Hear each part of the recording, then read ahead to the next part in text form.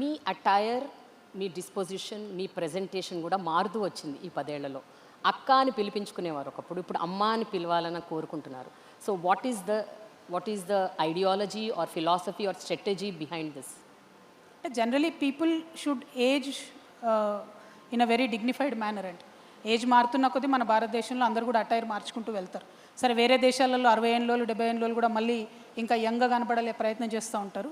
But with age people generally keep changing.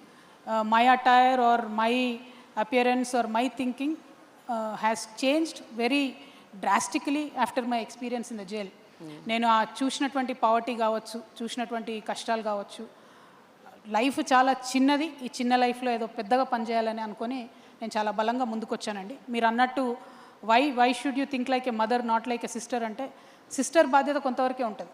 Mother అయితే ప్రాణం పెట్టైనా కుటుంబం కోసం పనిచేస్తాను. నా ఇంట్లో లొల్లైతే నేను ఎంత తపనబడి పనిచేస్తానో, నా రాష్ట్రంలో ఏ మూల లొల్లైనా కూడా నేను అంత తపనబడి పనిచేయాలని అనుకుంటున్నా. కాబట్టి I want to think like a mother. I want to take that responsibility like a mother.